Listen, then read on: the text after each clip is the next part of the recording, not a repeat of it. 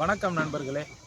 தினமும் நம்முடைய தமிழ் இலக்கியம் சார்ந்த ஒரு பாடலையும் அதன் பொருளையும் பார்த்து கொண்டு வருகிறோம்.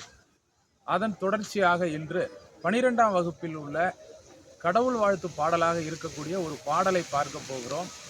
நம்முடைய 12ஆம் வகுப்பு பொது தமிழிலே முதலாவதாக இருக்கக்கூடிய பாடல். இது இடம்பெற்றுள்ள நூல் தண்டி அலங்காரம். தண்டி அலங்காரம் அணி இலக்கணத்தை கூறக்கூடிய முதன்மையான நூல்களில் ஒன்று. இதனுடைய ஆசிரியர் தண்டி. இது 3 பிரிவுகளை உடையது. இது காவிய தர்சம் என்ற வடமொழி நூலை தழுவி எழுதப்பட்டது. இது உரையாசிரியர்கள் பலரால் மேற்கோளாக எடுத்தாளப்பட்ட நூல். இதனுடைய காலம் கிபி 12ஆம் நூற்றாண்டு. சரி, இந்த பாடல் என்னங்கிறத இப்ப பார்க்கலாம்.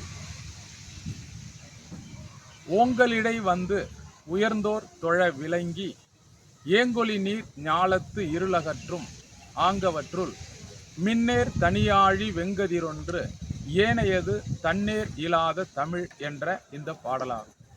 இந்த பாடலினுடைய பொருள் என்னவென்றால், ஓங்கலிடை வந்து, ஓங்கலிடை அப்படிங்கிறது உயர்ந்த மலைகளுக்கிடையே தோன்றி உயர்ந்தோர் தொழ விளங்கி, உலகில் உள்ள மக்களால் சான்றோர்களால் தொழப்படக்கூடிய ஏங்கொலி நீர் ஞாலம், எப்பொழுதும் ஒளித்து கொண்டிருக்கக்கூடிய கடல் நீர் சூழ்ந்த இந்த உலகத்தினுடைய ஞாலம் என்றால் உலகம், இருள் அகற்றும் இந்த உலகத்தினுடைய இருளை அகற்றக்கூடியது 2.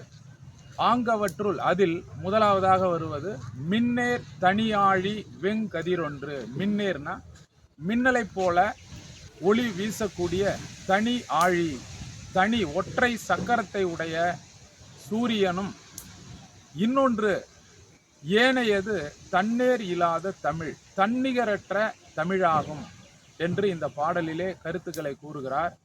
அதாவது இந்த உலகத்தின் இருளை அகற்றுவது 2. ஒன்று உலகத்தினுடைய புற இருளை நீக்குவது சூரியன், மக்களின் மனதில் உள்ள அறியாமை என்ற இருளை நீக்குவது தமிழ். இதில் சூரியனை விடவும் மிக உயர்ந்ததாக, நிகரற்றதாக தமிழ் விளங்குவதாக இப்பாடலிலே ஆசிரியர் கூறியிருக்கிறார்.